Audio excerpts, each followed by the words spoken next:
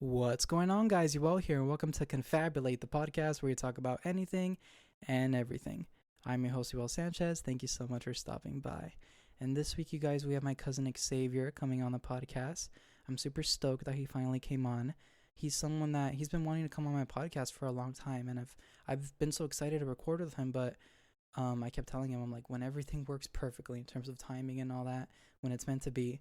And now that this family season is underway, I knew I wanted to record with him like immediately. But we're so busy and our schedules finally lined up. We were able to make it work. And this is one of my favorite episodes this season for sure. It's one of the most relaxing ones. And I didn't know where it was going to go, but I love this episode so much. I'm super grateful for Xavier. Thank you, Xavier. I love you. And thank you all so much for all the love this season. And I hope you like this episode. This is my cousin Xavier. All right, let's do this. Okay, so we can get started now. Oh, your Yeti. Yes, sir. How many Yetis you got? I feel like you got a few different Yeti cups. So I think I didn't really do a whole lot of Yeti. Like, honestly, that's Charette's. I always take it, though. Mm-hmm. I don't know if that's a sign that I should probably get one, because I'm a big Stanley. Stanley? Yeah. I have a bunch of the old camping, 16-inch, or 16 ounce, is it a pint or whatever, right? Size. Mm-hmm. And that's the go-to. That's awesome for coffee, at least. My go-to is Hydro Flask. I see that. I know Stanley's been very popular lately because of their cups with the cup holder with the handle and then the straw. But mine's a Hydro Flask. I gotta stay true to them. Yeah, that stuff's getting outrageous right now. Thinking about that, it's like $60, $70. For real, but now it's straight up an accessory though. It's safe to say. It's not just a mug anymore. Mm-hmm. Yeah. And then your Lego mugs at work. Yeah, you got a few of those. Yeah, I freaking like those things. I saw those, maybe like 2 or 3 months ago now. And it was pretty sweet because me and Charette were thinking about like weird like party favors to give, because we've been thinking about this wedding thing for a little bit now. So we were like, oh, there's got to be like some weird like cool thing where we can like do the Lego keychain thing where everybody's gonna like build their own self, right? Put themselves on like the board, right? And they're like the guests at the wedding. Like a bunch of people have already done the idea, but she really digs it. And I think it is pretty neat. That's badass. Yeah. My keychain, I got a Lego Yoda. I've always liked the Lego characters. Heck yeah. And the keychain. That's a cool idea. Yeah, it's kind of fun. I don't know. Yeah. But the mugs, where'd you get the mugs at? So the mugs were just like us looking at that idea, and then we saw that they had like, we also picked up like salt and pepper shakers. They're just bricks, right? And then they have the holes drilled out, and you can use them for salt and pepper. So they had like their own what do you want to call that? I hate to use the word home economics right about now, but I guess that's, I don't know, household items. There you go. Yeah. That's what we're gonna go with. Houseware. Yeah. You ever been to Legoland yet? One time, and that was for high school graduation. Oh wow. Yeah. I got to go to Universal for mine. Oh dang. Universal Studios. They let us pick between Six Flags, Disney, or Universal. Oh shoot. Okay. We did Universal. That would have been kind of cool. That's like the one everybody tells me I need to go to, but I've never really gone. To Universal Studios? Yeah, never been. And I heard it's like freaking dope now because they've got like a whole like Harry Potter and Star Wars thing there. Harry Potter, yeah, Harry Potter Land. Right? They just added a Nintendo World. Oh, damn. So it's like Mario and all that stuff. That would be kind of sick. Yeah, Star Wars is at Disney, but that one's badass. Yeah, the whole Star Wars Land. Yeah, Star Wars. That one's. I recommend that one. That was fun. For sure.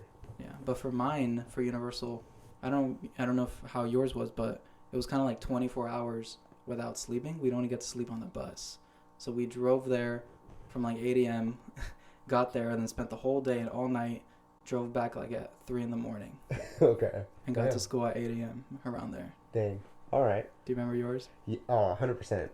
Yeah. It was a blast. Granted, I was a different kind of kid in high school, and meaning like I never was really friends with any of the people in my class because they were all a little bit different.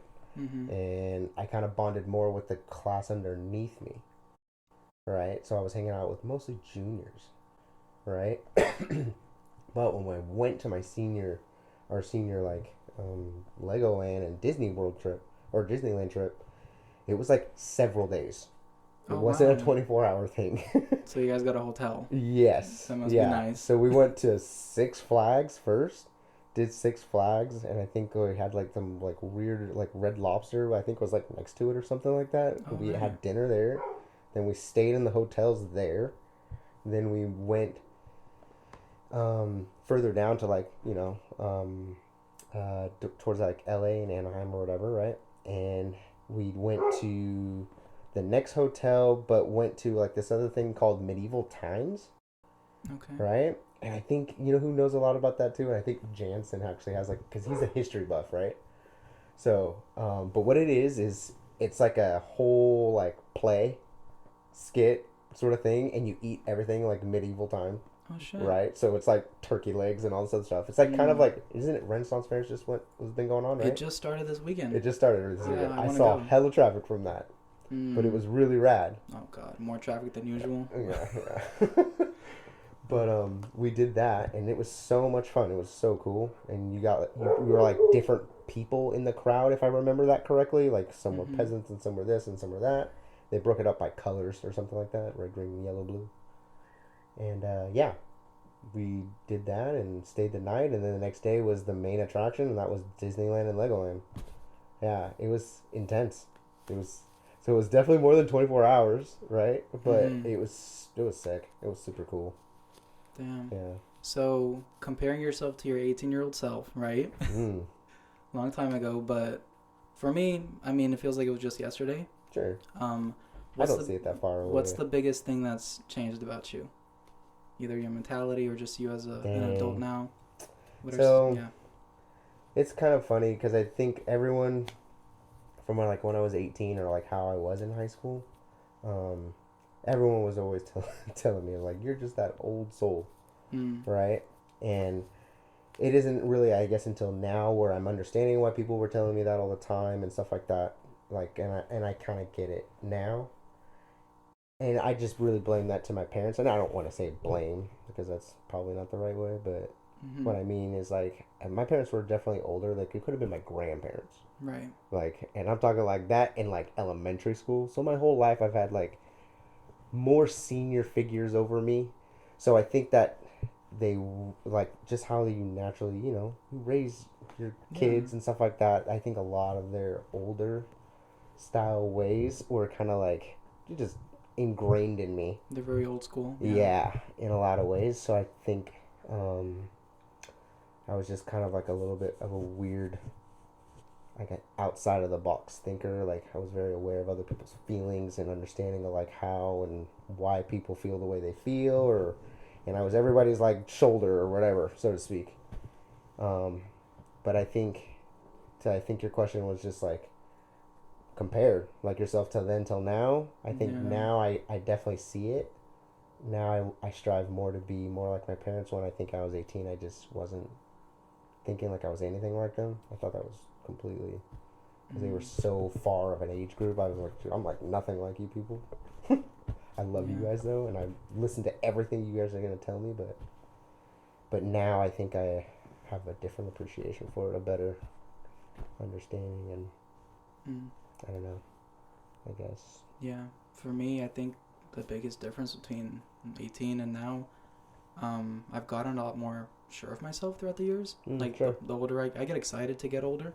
Yeah, Because I just get more confident throughout the years and I get more sure of myself. that's cool. I take a lot Oh, yeah. less BS from people. Yeah. My filter slowly starts to like shed away.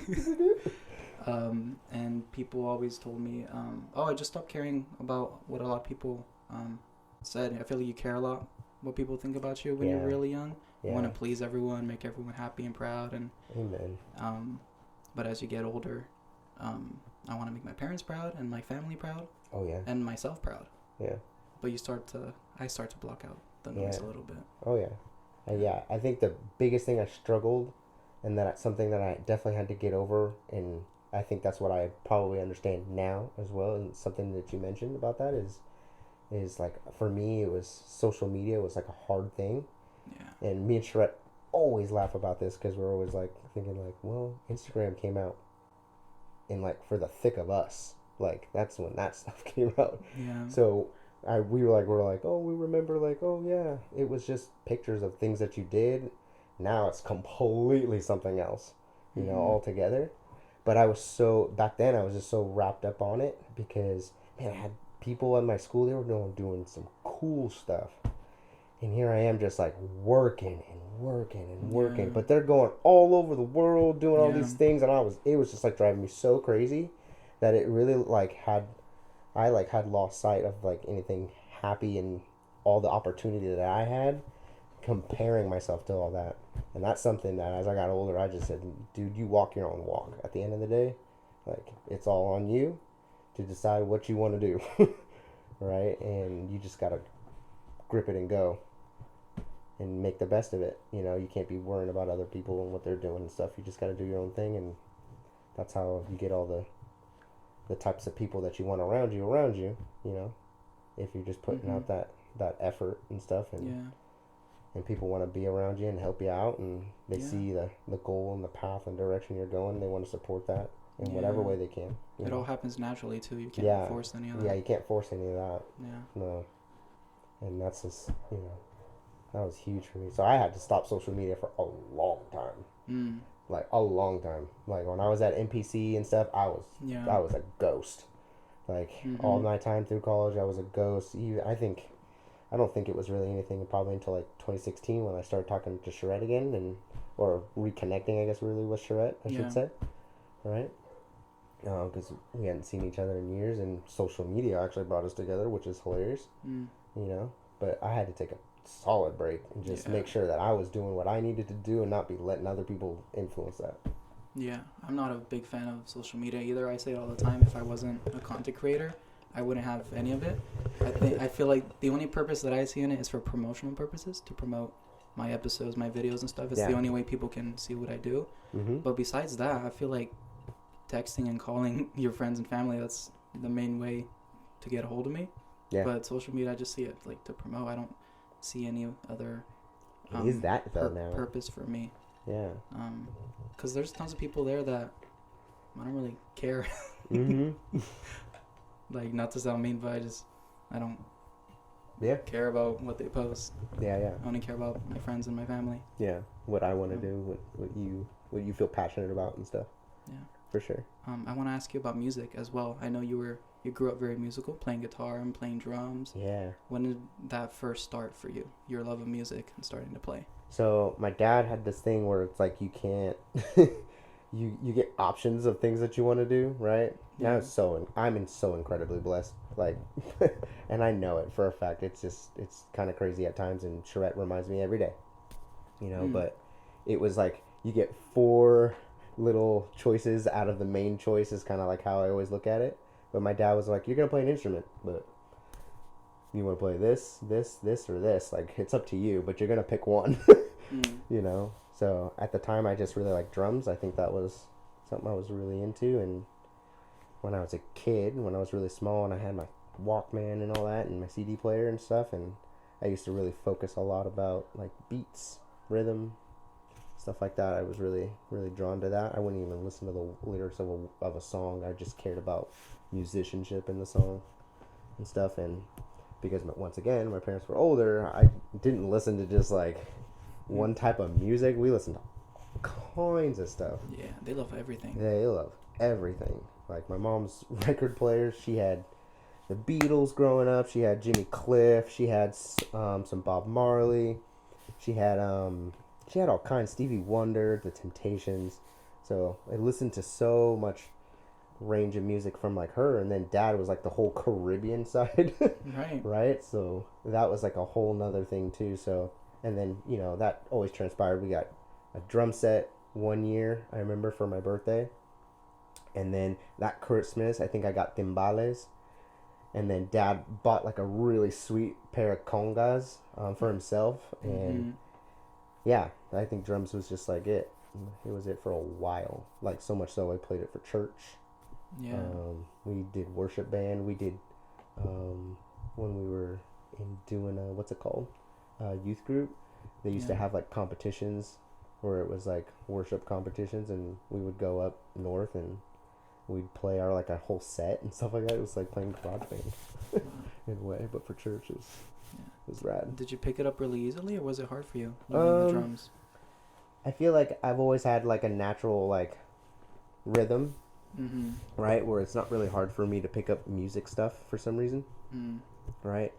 Um, I think as soon as I had lessons really challenged me, and I get now why, right? Because I think I'd be much better at it then if I would have dedicated myself a little bit more to like listening to my teacher in my lessons.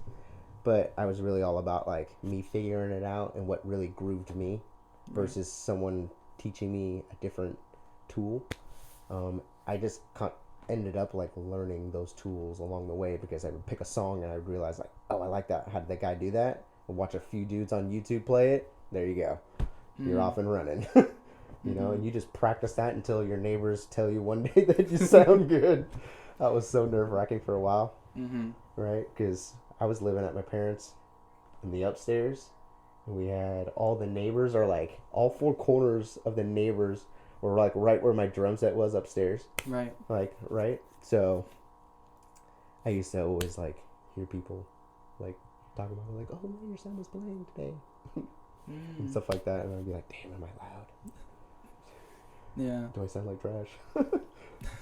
For me, it was sort of the opposite. I was like, well, because I was always singing. But I was like, well, they haven't told me to shut up, so I can't be that bad.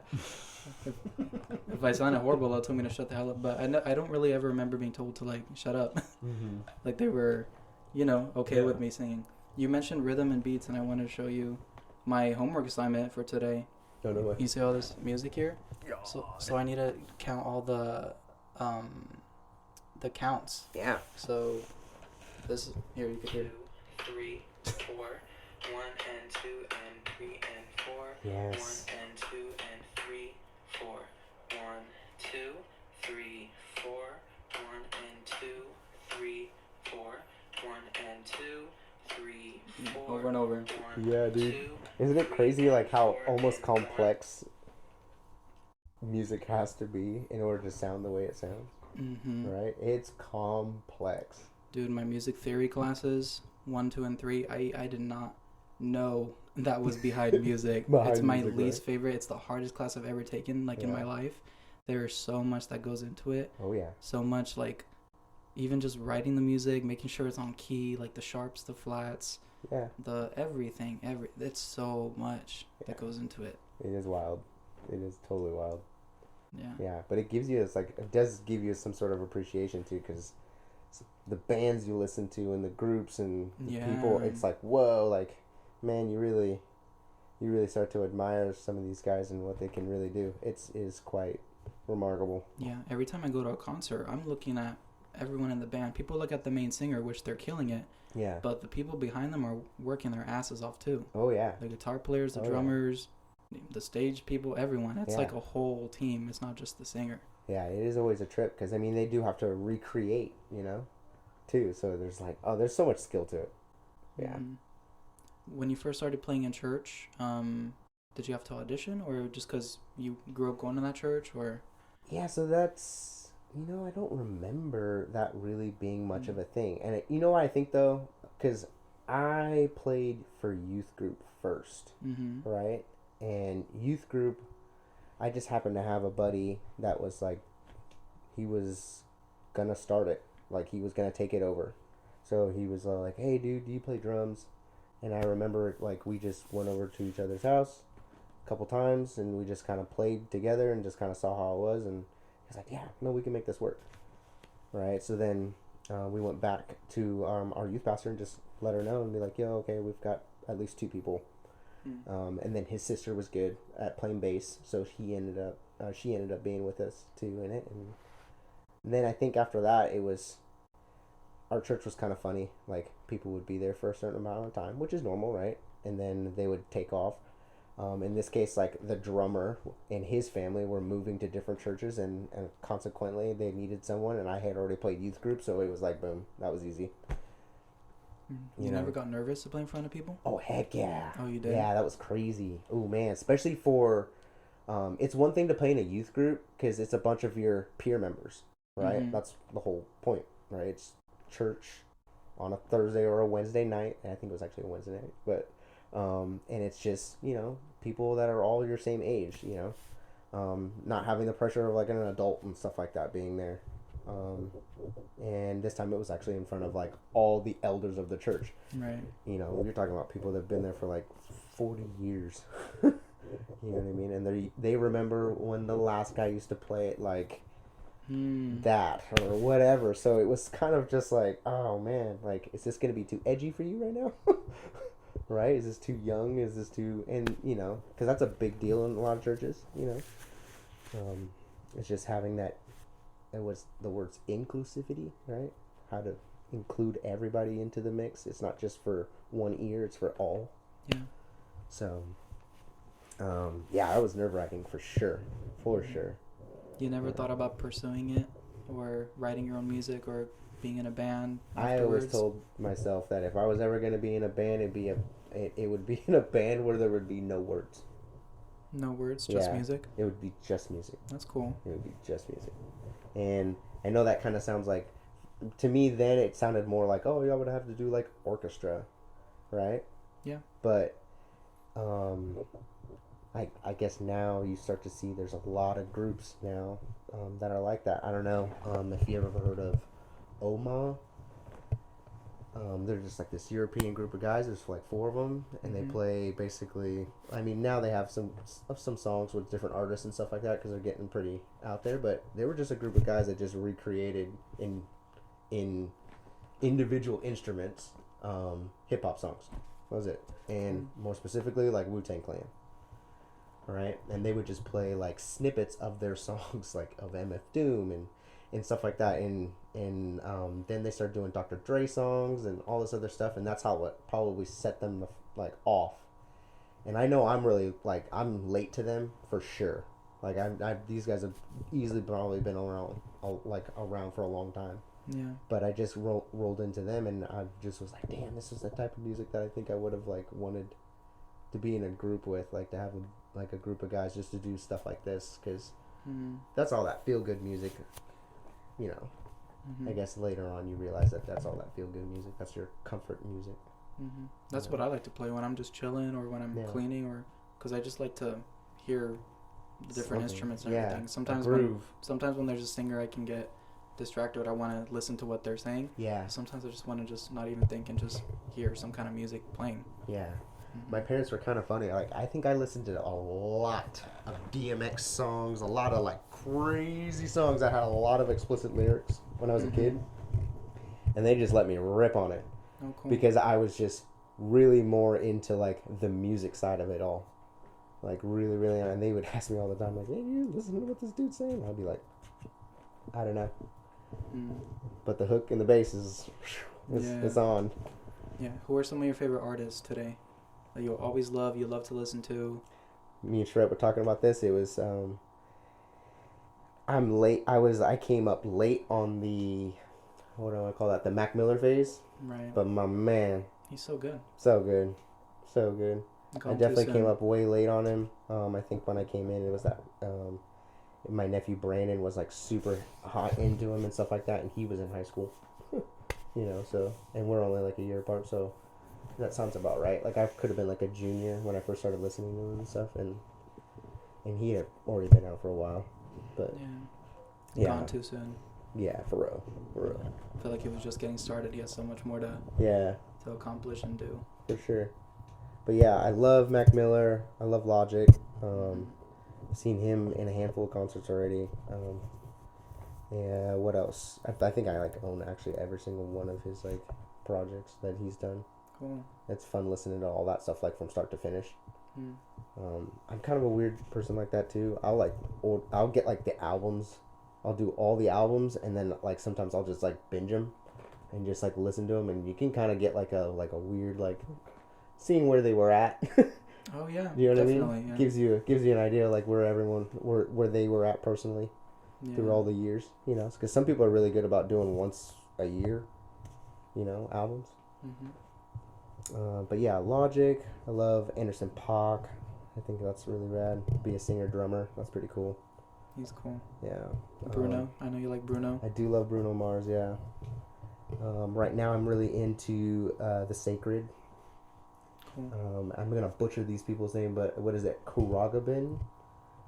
I think so, yeah. Right? I'm super into them right now. It's so rad. Their music is really, really, really the jammer. I've got like an album now because I told Charette for Christmas I want the Sonos because we have a full Sonos like thing around the house. So I told her I wanted to get the Sonos record player because I got when I got you your record of Lady Gaga and Tony Bennett. Yeah. I also picked up the Karagabin album, and I was like, dude, that's rad. We have them a bunch around the house, like Tyler the Creator and stuff. He's another one of my favorite artists. So you have a record player? But no, we didn't. Like that's what I want to get for Christmas. I'm like stacking a bunch of records, and I think I'm just gonna do like I'm gonna wear this mother out and just start ripping on them. Because my mom has all her records, so I figured like really honestly, between like whatever she's got and what I have, like building, I think it'll be pretty sweet little medley of music. I try to play it as much as I can. It could only be on weekends. You have to be home Yeah. to play it and actually hear it. Yeah. If you're out and about, you can't really sit down to enjoy a good vinyl. Yeah. I think I have close to 200 now. Dang, dude, that's hella crazy. I had like this whole box that was alphabetical. Yeah. It got 2-pack. None of them fit. So I got another one, and I had to divide them up by gender. So I got women on one of them and men on the other. For real. It's just, it gets a lot. I buy maybe like 5 to 10 like a month, depending. That's sweet. There has to be some sort of membership thing around, right? There's gotta be. You're not like off the whim, off the hip, like, oh, I want that one, right? I gotta see if there's some membership thing. I don't Dang, no way. That is how you do it. I go to Amazon. If I see something on Target, something that just came out, I'll go to record stores. Wow. I have an Amazon Save for Later. Yeah. Oh, yeah. I got a whole bunch saved for later. My God, so sometimes I'll go, add to my cart. We'll do this one this week. Just, I don't know. I like collecting them. I think I told you recently. I think it's a beautiful thing when you're actually opening like a project and and you're seeing what people don't get to see on streaming services. Oh yeah. Like the album artwork, the pictures, the lyrics. Like, there's a lot that goes into an album, not just the music. Not just the music, yeah. Absolutely. So I love vinyls and CDs. You gotta definitely go to what is it? Counterpoint Coffee, right? It's on Broadway, right here in Seaside. Okay. Max, the owner, he's got like this really cool like kind of theme. It's really dark, very industrial and stuff like that. But they play nothing but vinyl. And he's kind of an interesting dude. I don't really know what nationality him and his family are, but their family owns several restaurants. His brother actually owns like this Michelin star restaurant that's a kitty corner of the coffee shop, which I think is so odd because I wouldn't have thought we would have such like a crazy rated like world star restaurant in Seaside. That just seems odd to me. That's like a Karma by the Sea worthy stuff to me. Got it. Yeah. Right? But he grew up in the Netherlands. Oh. Yeah, he grew up in the Netherlands, and then they moved to Amsterdam, and he grew up predominantly in Amsterdam. And then when he was like in like middle school or something like that, or high school, they came here, and then so he has like a whole nother like side of music that they play every now and then from like different like international things that is so rad, and it is so cool. And you'll be in there, you can get a cup of coffee or like a beer if you want, because they also have beer on tap. Oh wow. And like a wine, I think, selection as well. Oh shit. Yeah, it's kind of rad. It's kind of rad. Yeah. That's cool. Yep. For my music business class, we have to basically create a business that's music related. Oof. A lot of people are doing some cool things, but I decided to do a record store. That's gonna be the whole project. Mm-hmm. But then they're like, so what's gonna stand you out from other record stores? So I thought it'd be cool to have like 5 listening rooms where you could rent them out. Yeah. And your ticket is basically the vinyls that you're buying. So you have your vinyls, and then you can go to the listening room. There's a record player there. There's a couch kind of like this, and you're just gonna hang out with your friends and listen to the vinyls that you picked out. So it's like a kick it kind of thing. But it's just like individual rooms? Yeah. That's rad. Soundproof as well. Yeah, that's so rad. So like 5 of them. I was thinking maybe it's coffee. like a study room. Like a study room. But it would just be in a record store. Yeah. Yeah, and then I want it to be bright, colorful, welcoming. Yeah. Yeah, and the whole class loved it, thank God. So I was like, okay, then we can go. That's pretty rad. Path. for a So music I business. think you should check out the coffee shop. There's also like a hidden, like there's a wall that just looks like plywood, but behind it is a full-on recording studio in it. Oh, cool. And he does like, I want to call it master class only because that's the first thing that comes to mind, right? But he does classes and stuff like that for music production. Or if people like record stuff, he like invites them in and stuff like that. But it's like kind of like on the Cool. hush hush. All right. Yeah, it's kind of rad. Yeah. Yeah. Also, speaking of coffee, Pete's. Yeah. One of your first jobs. I think it's a really cool job. I wish I had one of those, at least in high school, or maybe straight out of high school. Yeah. I would have loved to have something like that. Work with a cash register, just work with customers. Like, I don't know, be on the grind, making food. It's like, that. just for a little bit, you know? Yeah, it was easily still, like I tell a lot of people, easily still one of my favorite jobs. And that was just in college. But it like was so much fun. It was so much fun. I was really smart with my money then too, so it was like it was never feeling like it was stressful. I think my parents had a whole lot to do with that, so I was really fortunate to be living at home while still going to school. And then also I had kind of forced it upon myself because my parents didn't want me to have a job while I was in college. I was like, they were just like, nah, just focus, get that over with and be done with it. Got it. You know, don't get sidetracked with having to like actually start to make money and stuff. But it was kind of fun. I really wanted to do it. My best friend was just all about it, and you know, he got me the job. You know, and it was not something that I thought I was really going to really like, but I dug it. It was so much fun waking up at like 3:00 in the morning, having those regular guests, messing around, making whatever the hell you want in somebody's drink. Like, it was so much fun, and I just had a blast. Yeah, I had a blast doing that for a long time. Yeah. I would go twice a week before my morning class, and yeah, the same lady every morning, and she'd recognize me. Yeah. And I already knew what I was gonna order. Yeah, I freaking dig it. That was so much fun. I always told myself, and it took me a while, granted, right? But I was like, dude, I want an espresso machine at my house. I want one so bad. Yeah. But was like, you know, it's an investment, and I have to eventually do. But like, luckily now, like, dude, when we got the house, I was super pumped. I was like, it freaking happened. And I bought one from a dude in Santa Cruz, and I was super pumped and got a hell of a deal on it, and I was super pumped. Good. Now I get to have fun all the time. You have it now. It looks nice. Yeah, I get to have fun all the time. Every morning. Yeah, every morning before work. What was your favorite thing to make at Pete's? I was big on trad caps, traditional cappuccinos. Okay. So how Pete's does it, I think they put it into like a 6 or a 4 ounce demi-tasse. So it's like a smaller cup. So there's a cappuccino cup, and it's almost maybe like 6 inches or 4 inches round.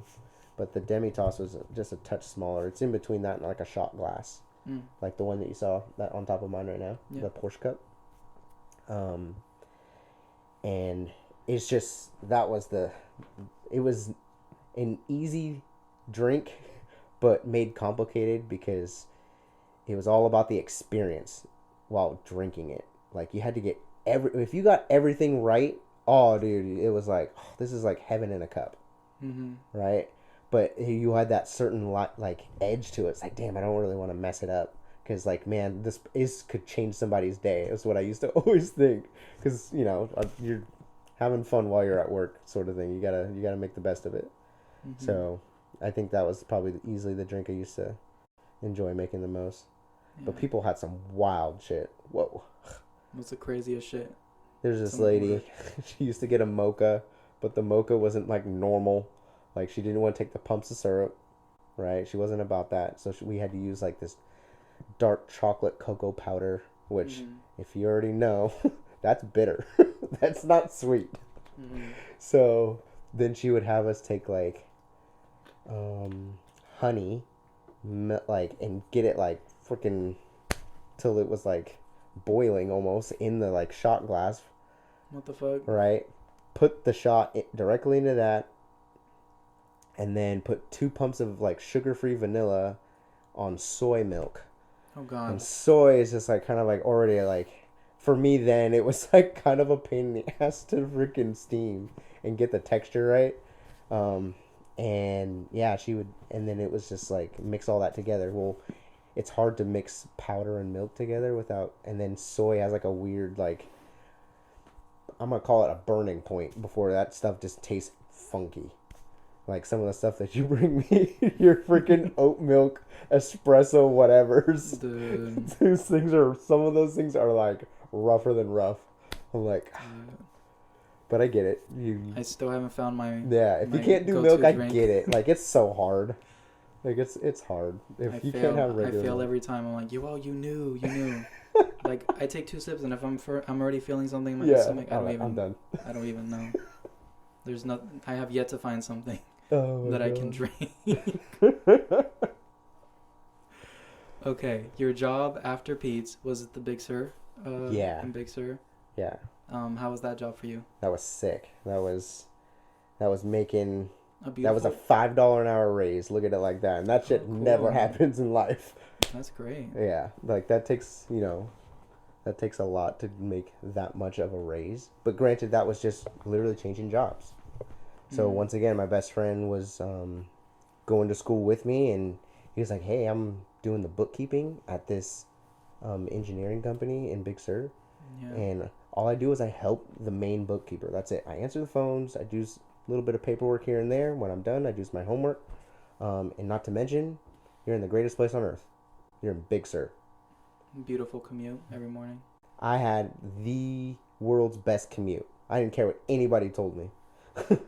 There was no way my commute was it was easily the best. Easily the best. I mean, I would be there at like 6:30 in the morning, driving down the coast, watching the sun, watching Bambi jump over the highway. Right. It was rad. I had a blast doing that for a while. Yeah. And that was just going from just doing like a standard run of the mill, anybody does that job, to a job with a little bit more importance behind it, And so that was huge. And how'd you go from there to JT Plumbing? Well, when I was at that construction business, Right. it was my best friend's dad, and he was just like, "Son, you look like you want to be outside, like you want to play outside."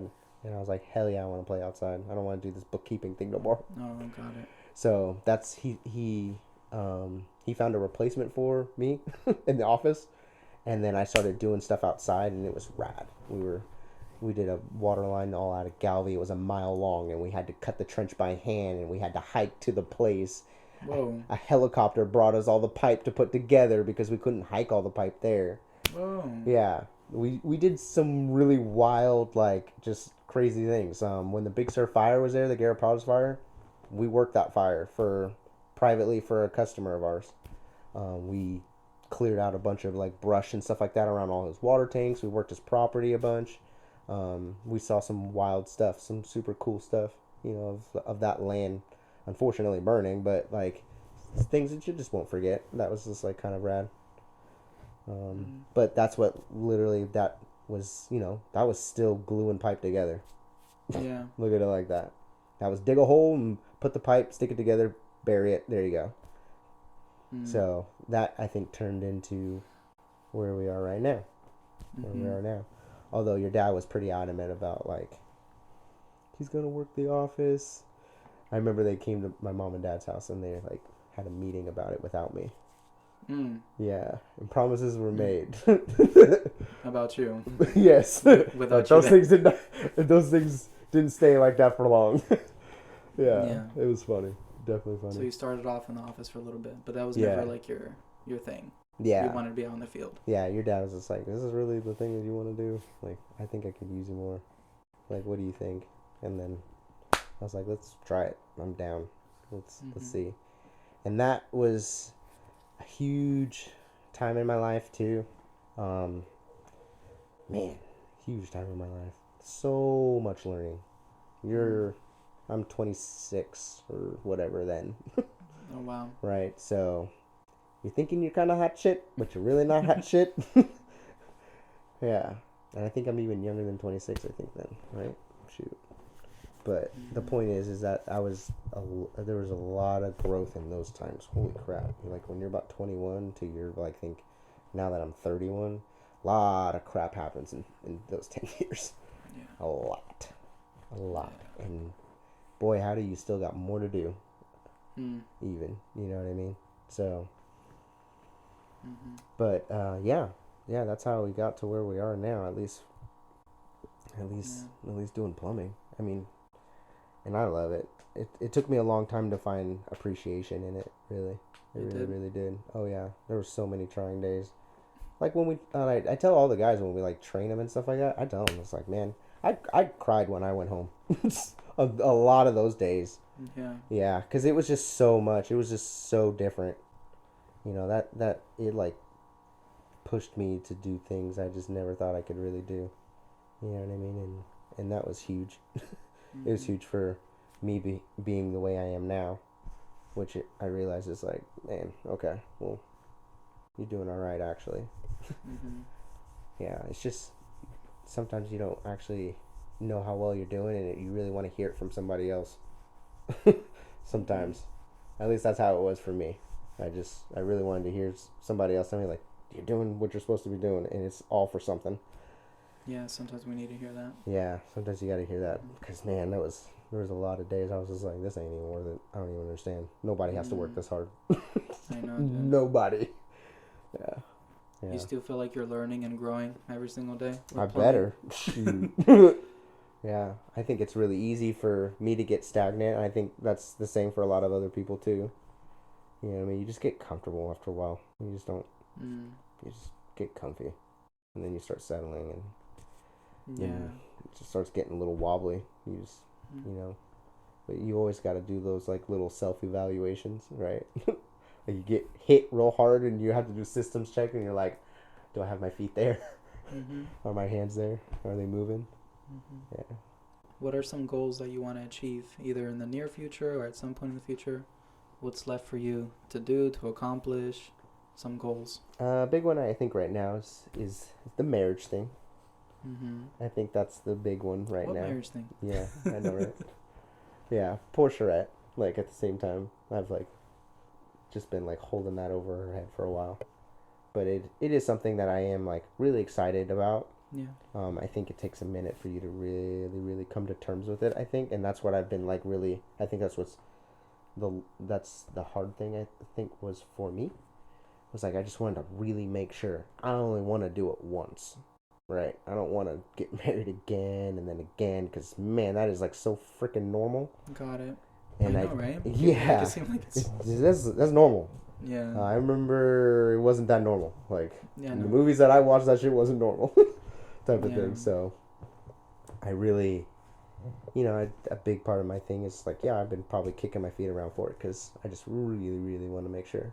But I think she's great, and she does, and checks a lot of those boxes that I have for myself and for how I Yeah. want to be. She definitely pushes me. She's definitely like a pusher, Mm-hmm.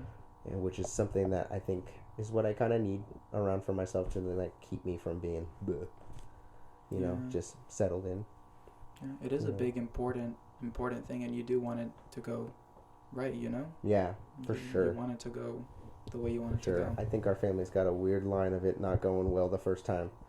And I'm trying to like let's like knock that shit off right here. You know what I mean?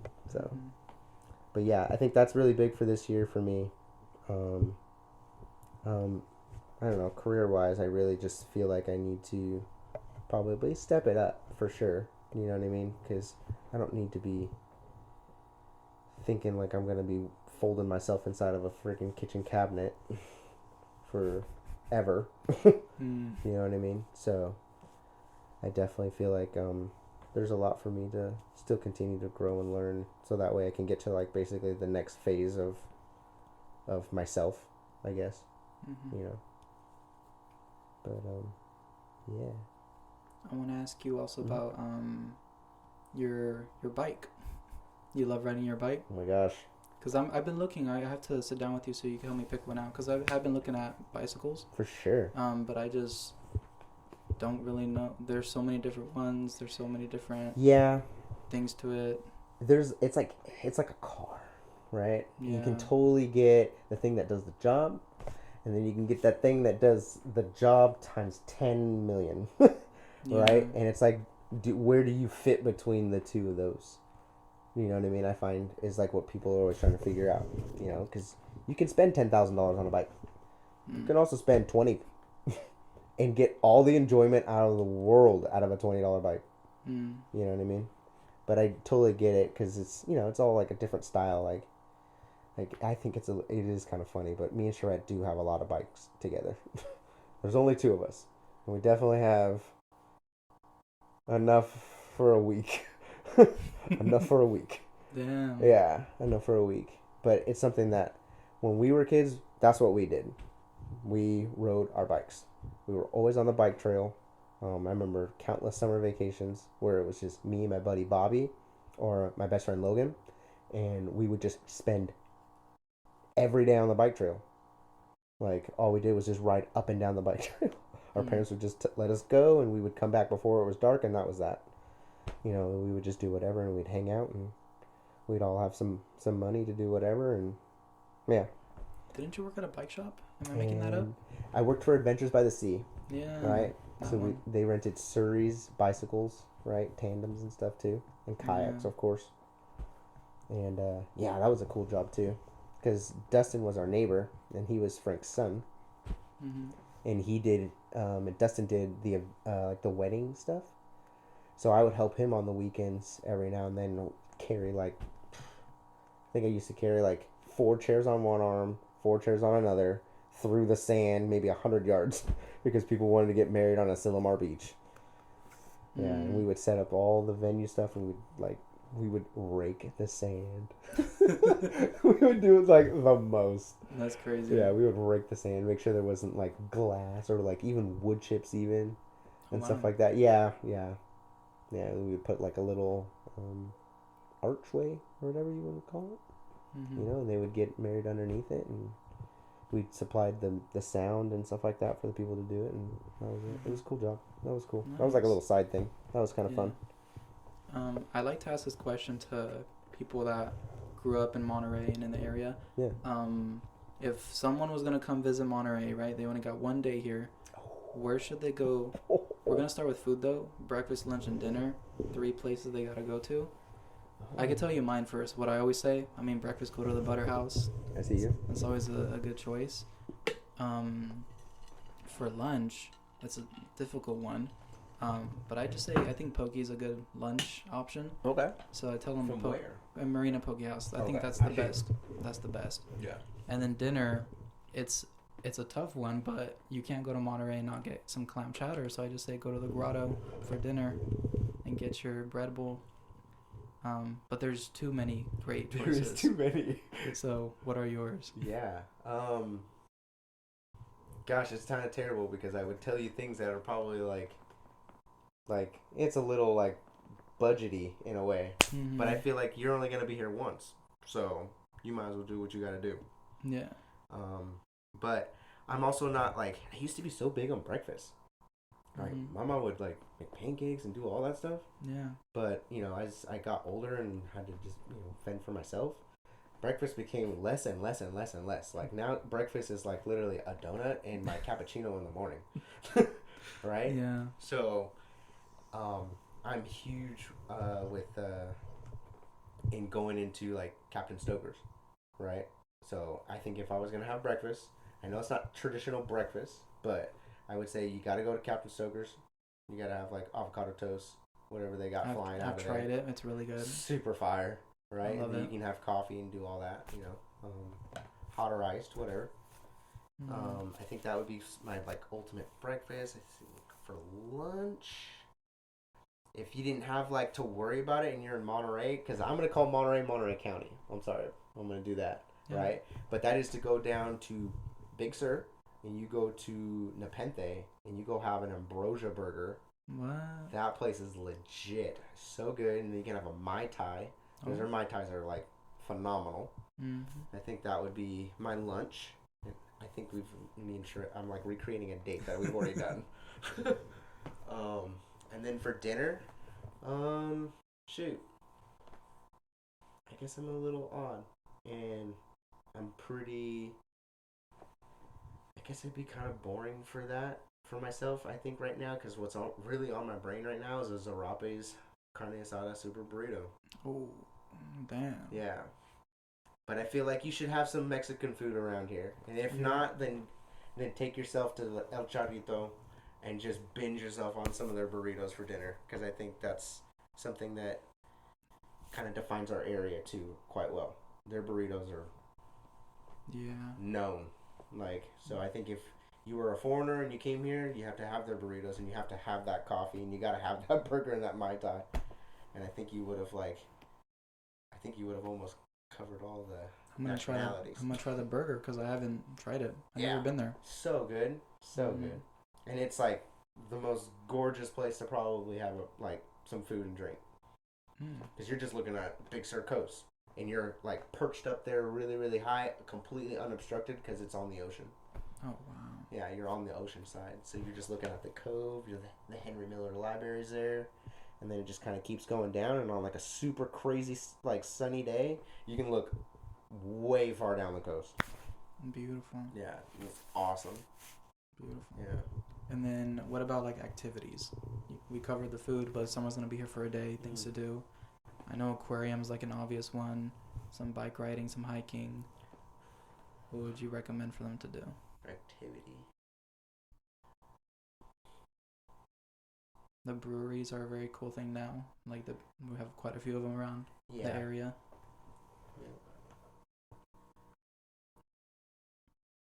What's running through my head right now is really and that's the thing in front of the shop. I think that's kind of neat. Which is the weird like hand car on the train tracks. Yeah, the hand car train track thing right there in Marina. I think that's kind of fun. Like, I think that'd be pretty rad. Every time I see people doing it, they look like they're having a blast. And that railroad hasn't been exercised or used since I've been here. Ever. Like, ever. And probably even way before me, right? Yeah. But then some people decided, like, hey, we're going to repurpose, like, a section of it. And I thought that was kind of neat. I think that would, like, otherwise I'd tell you, like, jump on a Surrey, get on a bicycle, and take the bike trail. Our bike trail is like crazy. I've gone to a lot of bike trails, like up and down the coast, because me and Charette we'll go to like San Francisco and we'll take our bikes.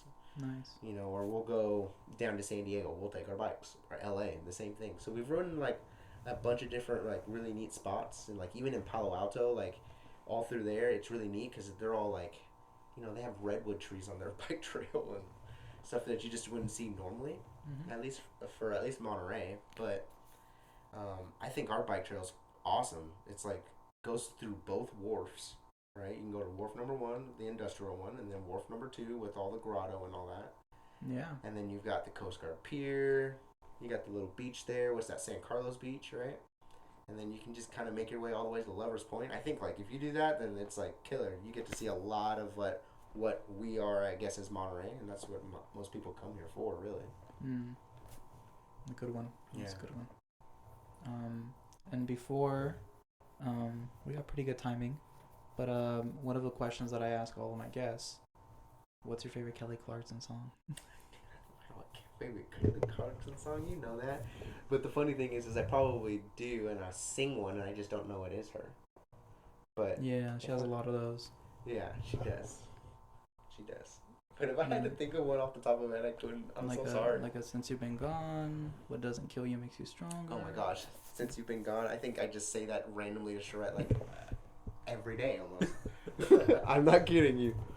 I'd be like, Since You've Been Gone. Yeah. What's the craziest shit that you've pulled out of a line? Ooh, out of a sewer line? Oh god. Because I've heard shit from Jan and my dad, and. Yeah. Damn. Yeah. No, for real, right? Honestly, I still think the Phil's Fish Market one was probably like the top. That was easily the top. In Moss Landing or in Castroville? This was when it was in Moss Landing. Okay. Yeah, when it was in Moss Landing, we would go there every now and then to service them. This time I go there, I snake the main line, right there by the by the fish tank outside. Pull that cable back, dude, and I swear I was just like kind of dumbfounded because I was like, there's always so much grease in the line, right? And God bless you, Phil, you cook so good. But let me tell you, I like pulled out a full set of chonies. It was some dude's boxers. Oh no! And the keys, like I'm talking like 6 keys on a key ring that was like somehow twisted on the waistband of the freaking boxers. What? And I pulled that out of a drain line. I kept those set of keys for a long time in the truck. I thought it was a good luck charm for a little bit. Because I was like, how? Like, absolutely how. It was really, really random. How the hell does that happen? Yeah. The keys. Boxers and the keys. I was like, dude probably messed himself up so bad, threw everything away. Keys went down the drain with the boxers. That's fucking weird. It's dude. fucking weird. Yeah. It's fucking weird. And is there a place that you've serviced that you're like, after you service them, you're like, I'm never gonna eat here I just had this moment. ever again? I don't think it's fair for me to say. It's how many people listen to this? Is it shitty that I'm saying this? It's like self-incriminating. But I'm gonna be real with you. I think fine. I freaking ate. We just went to Lee's Garden. That's right. Oh, you did tell me. Dude, I'm sorry. I don't know if it was because like they had just had a rough night the night before and they just didn't clean up afterwards. It was just like they had a tough day. I don't know. But when we got there that day, to service them in the morning, I was like, man, this place is crazy looking. I was like, oh, man, like, I'm glad I really only eaten here once, but this really solidified that it will only ever be one time. And I've been thinking about it like a second time because I love me some Kyoki's Hawaiian barbecue, and they're like right next door. So I was like, man, and I don't know. That was a rough one. I was like, oh no, I'm good. Andrew just got food poisoning from Panda Express. No way. The one here in Seaside. Oh, that sucks. Yeah, he was feel like, bad I'm for never him. going to eat Panda again. I'm like, well, you say that, but I know. Panda will always be around. Panda will always be Panda. And Panda's so good. I have such a soft spot. I think I've told you about Jim's, right? The Chinese restaurant. Yeah. Unfortunately, when I told you that, I didn't realize that they are under construction right now. So it's going to be a little bit before you... But do you know why? Oh, I heard a car drove into it. Yeah, Brianna showed me a picture of a car just like through the restaurant. Parked in it. Like the day after you were telling me about it. Yeah. I'm like, oh, we gotta go. Car just went straight. And there was it was a small place, right? Yeah. Oh my God. Like Fuck. that car probably took the whole dining, the whole kitchen, everything. That place is tiny, but it's amazing. So we're gonna wait a little bit for them to come back up. Yeah. They're gonna come back stronger than ever. They have to. My dad said when we were doing a lot of business with Denny's back in the day. Yeah, he told me some. He's like, I will never ever eat at a Denny's again, which is a lie. Which is a lie. Yeah. He eats it quite frequently. But I believe it when he mentioned Denny's. They're not the cleanest. Sometimes the food's not the greatest either. It's always funny because I hear a lot of like stories from like when him and Jansen would hang out and stuff like that, and they would end their days at Denny's. I have a lot of like nice fond memories of Denny's with your dad. Like when I was a kid, when we would go like dirt biking or something like that, we would go to Denny's in the morning or whatever. Yeah. When we used to go to Beach Boardwalk, there was a couple times we would go to Denny's in the morning. We'd jump in the red Supra and they would drive up. Oh man, so much fun. And then he had the Yukon for a little bit when we were doing that. Oh yeah. That was cool. Yeah, I think just because they're always open. Like they're always open, and you can always. There's so much variety. Yeah. So you can always find something that interests you. Yeah, Charette got talking about Andrew. Charette got food poisoning from not Panda. Panda. Chipotle. You told me. Yeah, dude, she had a ringer. Yeah, she got a ringer. Yeah, I played it so safe, and I'd like completely walked away unscathed. But yeah, she was feeling it. She basically dedicated a whole weekend to just that. Really. Yeah. Because we had it Friday. She had it Friday night, and then that Saturday, all day, and then the next day it was like literally just her recovering from like throwing up so much. No. Yeah, it was all bad. Yeah, to me, it's probably undercooked or something. Yeah. Or old. How long it was sitting there? Yeah. Because I tried their new brisket. They have a brisket or something. Oh yeah. And I was feeling a little weird after it. I'm like, I'll just stick to the chicken. From now on, I don't want to try new shit. That fucking sucks though. Yeah. Yeah, Andrew was throwing up like for 2 days. Damn. And I'm like, what the fuck you get? He's like, just fried rice, orange chicken, and Beijing beef. Dang. I'm like, I don't know what to tell you, dude. Yeah, and all those things seem so normal. Like, yeah, I didn't feel anything, thank God. Yeah.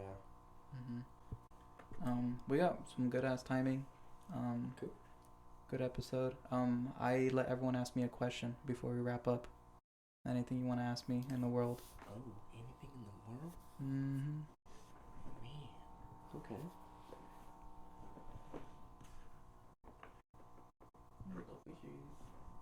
I know, we have so many animals. It's gonna be like a zookeeper's house here in a little bit. Oh shit, that's a spaceship with a cow. Hell yeah. I guess my thing for you is just like, where do you see yourself? Like when you're older, like doing what? What's in here? How do you want to be? Okay. God bless it. But technically, that dirt is literally strictly just roly-polies and other beneficial fungi in there. Oh. Yeah. So like for the frog tank, right? The one that you saw, right? For those 4 frogs, they have like maybe about 10 to 8 inches of dirt, but there's like so much life in that dirt, like so much life. Charette really gets down on like building the aquariums and the terrariums and stuff like that. She has a blast, but she put a lot of like different types of like roly-polies in there that will like break down like, you know, everything, dirts, woods, poops, all kinds of like random little things that just naturally like compost and make the soil nice. You know what I mean? I like it. Yeah. Okay, your question. Where do I see myself? Yeah. Well, hopefully I have my degree. I feel like it's taken forever. Yeah, you do. I'm supposed to graduate 2026 in the spring. Alright. It's because I go little by little. Like, I can't take that many just because I work a lot too. Yeah. No, that makes sense. Yeah, like everyone in my class was like, "Wow, that's taking you forever." I'm like, how few people freaking live on campus and could take 20 units and get that degree in no time? I can't. I got to take it little by little. So hopefully I have my degree by then, which would be nice. Still working for JT Plumbing. Like you, it took me a minute to find my groove, to find my place in there. For sure. And now I feel like I do have a place in there, that I have a say in what things can, like I have an opinion. Mm-hmm. And what I say matters and what I do matters. Yeah. So I do love it. I learned to love it. And I like what I do, and you know, I treat it with care. I see it as my own, which I didn't think that was going to happen. Yeah. But I do at times. So yeah, I think still having my apartment, which is nice. I would like to be on my own at some point. I don't know if it'll be before I graduate or after, but I realize I do love being like on my own. Yeah. It's hard to explain, but I always just done better on my own, making my own decisions, doing what I gotta do. Some people have it.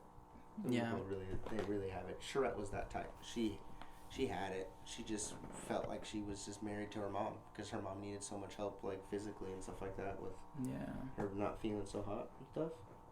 Yeah. But you can totally tell that they're very self-sustaining people. Like you are, like it's so funny to think that too. Because I remember when you were like 4, bro. My man, you was a little bit of just a little weenie. You know what I mean? Like it was just like but you were your mom's baby.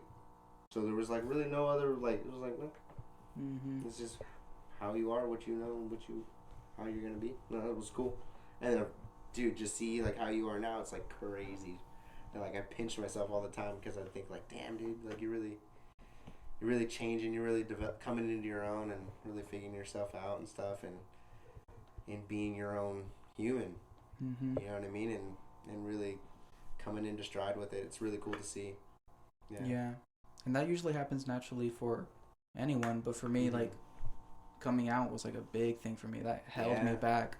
Like it was like right in front, and I couldn't get to the other side. So once I did, it was just nice to just kind of finally breathe and just not worry about anything. Oh, for sure. And just be myself. Yeah. Oh man, that was such a big thing for me too. Because I remember I talking to Charette and telling her, I was just like, I hope he never felt like as if we like would think of him any different or treat him any different. Because the truth is like, man, we just love you for who you are, really.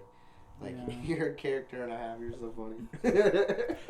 You're so funny. It's amazing. You really, really are.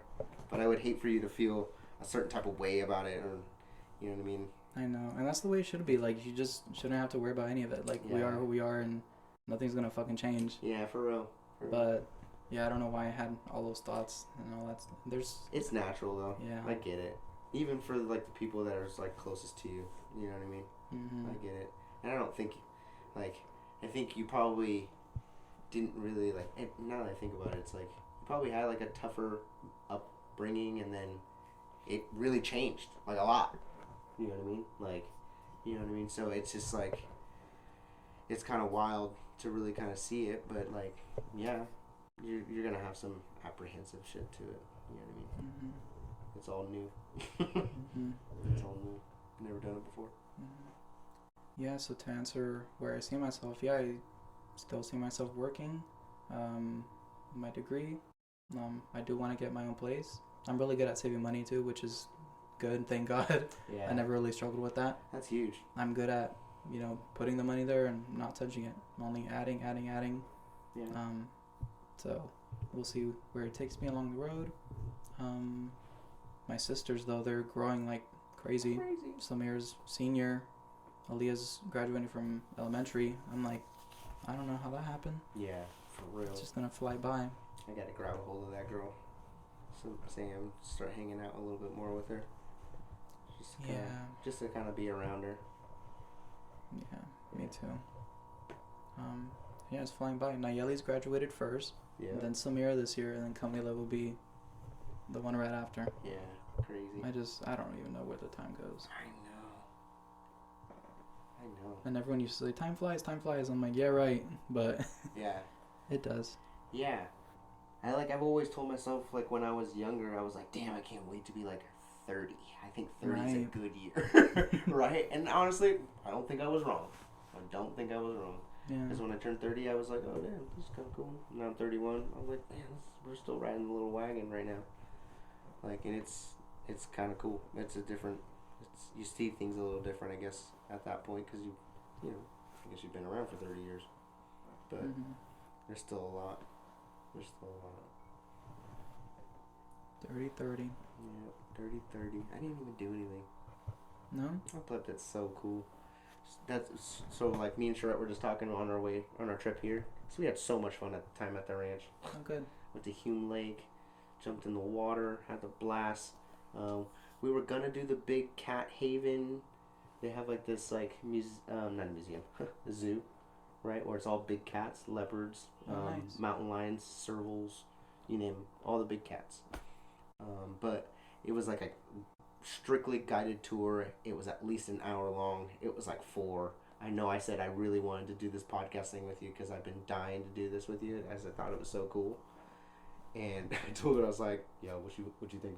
She's like, I'm thinking we're going to go. And we're going to come back and do it next time. But we still had a blast at the ranch. It was so cool. Sitting in front of trees and just being small again, I guess is what I like to call it.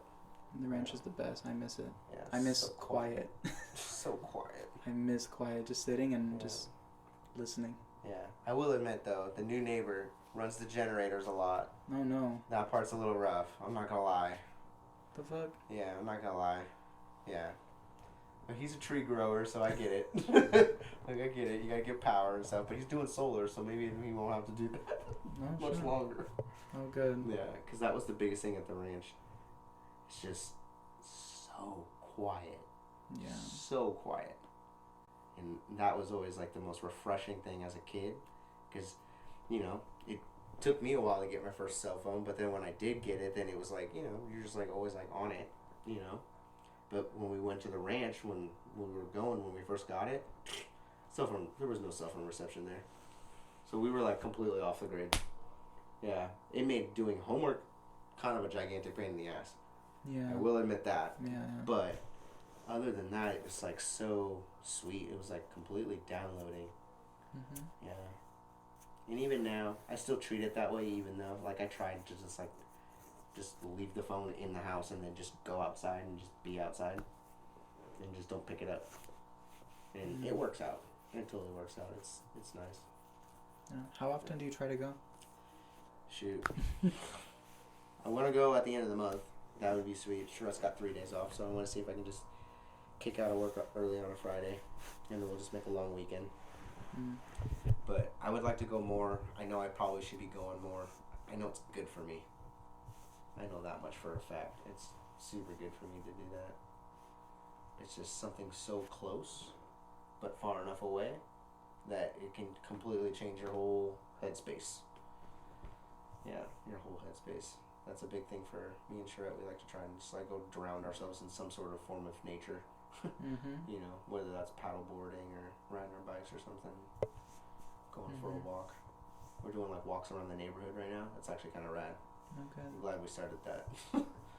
Yeah, it's nice that you have someone that enjoys the same interests as you. Dude, That's a big one for me. Outdoors, big. nature, Yeah, exercise. that's big. I got a lot of friends that their wives don't like the same things that they're into, so it's like it's kind of a bummer. But it's definitely kind of a bummer. I definitely like I hate telling it to her often, but Charette is definitely a bro. She's definitely a bro. She likes to do all the things, but she always had older uncles. She never had siblings, but she had uncles that were older than her that were like brothers, and then they had friends. So she was always around boys all the time. So she would always do boy things. Got it. You know, so she's so down all the time to do anything kind of fun like that. So I think for her birthday next year, we're gonna do Cabo, but the cruise. So we're gonna go down to LA, get on a cruise for 7 days. Hopefully we can get a couple of our friends to go. Oh, that sounds nice. That'd be pretty cool. So that way she can kind of kill the international bug real quick, because I guess that's kind of national. Like, right, you're going to different waters. Right, Mexico, even though it's like right there. Whatever, but yeah, I loved Cabo when I went. It was a blast. yeah, I went for like a day, and then we went somewhere else. Where did we go? The Yucatan, and just got lost over there. That was cool though. You ever been on a cruise before? Yeah, we went to Alaska. Oh, cool. Yeah, Alaska. That was for old folky only. Average age there was 60-something, 68 years old. Swear. The people we sat across from, they thought I was a girl. I had dreadlocks then. Right? Or like what your dad likes to call them, shitlocks. And man, the doo-doo locks. Yeah, they thought I was a girl. It was so funny. I had braces and everything, but my braces were pink because I was ahead of my time. Is what I like to think. Yeah, I had like pink rubber bands on them and shit. And yeah, I guess I've always just loved color. That's what it is. I mean, yeah. That's the thing. What's one place that you still want to travel to one day? Oh, I'm a big one Bucket for list. Australia. It's like Australia? a dream of mine. Oh, wow. Yeah, it's a dream of mine to go to Australia and New Zealand. I would love to do that. Cool. Yeah, And do what over there? do it all. I want to see the Great Barrier Reef. I want to go see where they did Lord of the Rings and all that stuff. I think that would be so rad. That landscape is just so epic. Like, it's so epic. My best friend did Norway. Oh no, I'm sorry, not Norway. Iceland. They did Iceland. Saw the Northern Lights while they were there. It was like super random, but it was really rad. He said that was like all the scenery like in New Zealand and stuff like that is kind of similar to that, I guess. But for sure Australia and New Zealand. That's a big one for me. Nice. The koalas, the kangaroos. Yeah. Snakes. Yeah. I always call Charette Liza Thornberry from the Thornberries. Yeah. Oh, Sydney. Sydney's beautiful. Yeah. Oh, the Opera House, Sydney Opera House. Opera House, that would be sick. Yeah, Australia would be crazy. To see the desert there, like, right. You know what I mean? They have like a lot of different weird landscape. Yeah. You know what I mean? And a lot of things that are willing to kill you. That's another thing. So, but yeah, I would love to see that. I would love to go there. I think that'd be rad. Oh, the Australia Zoo wasn't Robert Irwin? Remember, Irwin? Oh yeah, famous guy. His son now is Steve taking over the zoo. No way. Oh wow, that's cool. And he just like TikTok videos. He's an influencer too. Oh wow. Yeah, famous too. Yeah, that's cool. Mine's just Europe. I haven't been to Europe yet. And I like to kind of do everything at once. Like I want to do Paris, and then I want to do Italy. I want to do London. Like if I could do all of it while I'm there. Yeah. Yeah, that's pretty much it. As in the States, I've kind of already did everything I wanted. Honestly, dude, I you've wanted done, to I do. think, almost more states than I have. Son of a gun. When you guys did your little, like, drive. That was a big one for holy me because ever since I was a kid, I'm like, Mount Rushmore. I want to go. I want to go. I want to go. I want to go. Yeah, crazy. I've never seen it. Like, I'm sure it's wild, right? It's a lot smaller than I thought. Really? Yeah, you're like, oh, there are the faces. It's just like the mountain is bigger than like the face. It's just weird. Yeah. But how they have it set up is really cool. Like the area and where you walk to, and then where you look, and Yeah. there's flags and stuff.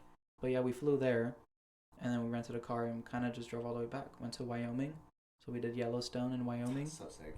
and then went down to Utah. So we did Salt Lake City, and we had breakfast with Christian. Yeah. But I was mad because I've always wanted to go to the high school where they filmed High School Musical. It turns out it's in Salt Lake City, and I didn't even know. No way. I never knew where they filmed it until Oh, wow. way after. I'm like, I could have gone, but whatever.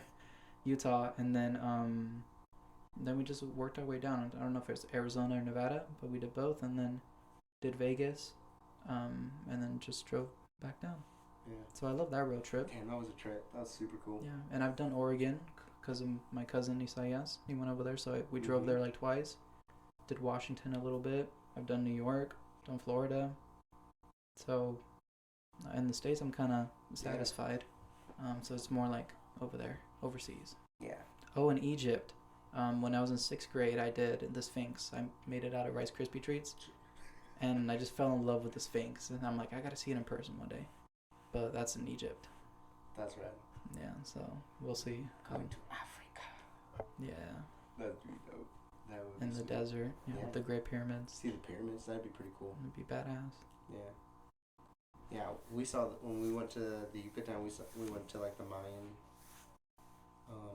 temples and stuff, and that was wild. Like Chichen Itza, I was tripping. That was so cool. I guess we went to Peru too. Sometimes I forget like what the places that I've gone. I guess. Wow. Peru was rad.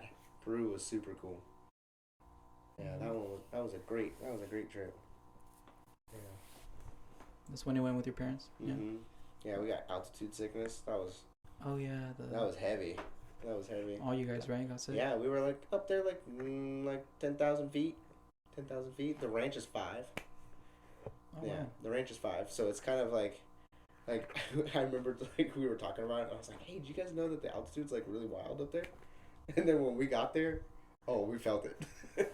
Like it was on. Me and my dad were out. We couldn't do anything. We could barely walk.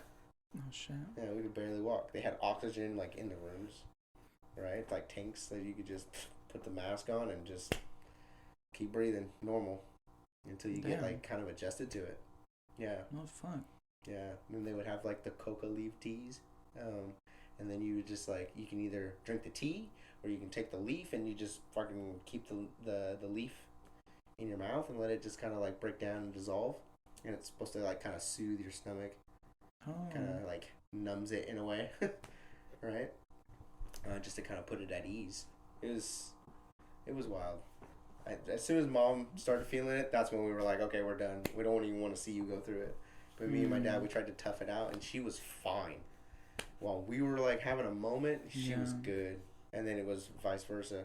And as soon as she started feeling it, me and I looked at Dad, and we were like, we're calling it quits, right? She was like, yeah. Let's go back early. Damn. Like, all right. But it was still sick. It was still really cool. What's the man? I'm blanking on the mountain that we saw that was there. Mount Everest. No, it's not Mount Everest. Imagine people hiking Mount Everest, because that's way... Yeah. The elevation on that one is crazy. Yeah, for real. That's an expedition though. that doesn't become a hike anymore. You're camping in a couple of days, yeah. Yeah, in the snow or the ice. Oh, hell no. Yeah. I mean, we did that one when you were. Oh man, how old do you think you were when we did the Big Sur Sykes hike? Oh, Like God. 11? I blocked it out of my memory. Dude. No, I was... goodie. Yeah, I was like 11. Yeah. And I remember it clearly. I remember like leaving really early, driving there, starting off, Yeah. the whole thing. Whole day I remember. of walking. Oh man. Yeah, that was heavy. That was heavy. We ran out of water. We didn't have any food. Yeah, we were not equipped for that one. Mom was having a moment. Mm-hmm. My mom was having a moment. She was definitely not doing so hot. She was tired for sure. Yeah. Yeah, we were all gassed. I remember you guys took me out to dinner a couple of days after. Yeah. To Alvarado, full moon, the Mandarin restaurant there. Yeah. We went out to dinner. Gosh. But I loved it. I mean, good experience. Yeah. Wouldn't go that intense again, but Yeah. You made me laugh when you were talking about what was it, when you and Bree and Sway and dude, you guys just recently did the Garapatas one. Oh man. Yeah. That was funny. I was fine because I knew what to expect this time. Yeah. And That's not an easy. And I had my hiking shoes. Like I was just prepared, and I did it. I made it to the top. I didn't die. I was good. It was just everyone else that I had to carry up there that were not prepared, not ready. Yeah. I'm like, Bree, you don't have your inhaler? What the fuck you mean? Bree, you ran out of water? What do you mean? Giselle, you ran out of water? What do you mean? But when I picked up Giselle, she was doing her makeup. She's like, I'm just getting touched up. I'm like, for what? We're about to sweat that off right now. She's like, what if I meet someone? I'm like, no, you're not. That was hell. She got dehydrated. This couple had to help us out. Yeah. I would do it again because I do enjoy the hike. Yeah. But it's probably one of the hardest ones. Yeah. Well, it's just straight up. It's Mhm. up and up and up and up from the beginning too. It's not like gradual, really. It's like we're going up right now. Yeah, the view is amazing when you get to the top, for sure. But man, it is like there's not much gradualness to that one. Yeah, You're going. it's rough. Yeah. The only thing I forgot was my sunblock Ooh, dang. because I had tan lines everywhere. I'm like, oh, that's the one thing I forgot. Yeah. Some sunblock. Yeah, but I do like it. Yeah, maybe go with friends that are more prepared and ready for it and know what they're getting themselves into. That's funny. Okay, let's wrap up because we're pretty in there. We're Okay. good. Yeah. Thanks for coming on. I appreciate it. For sure. This is cool. Thank you guys for listening to Confabulate. I'll see y'all next week. Thank you.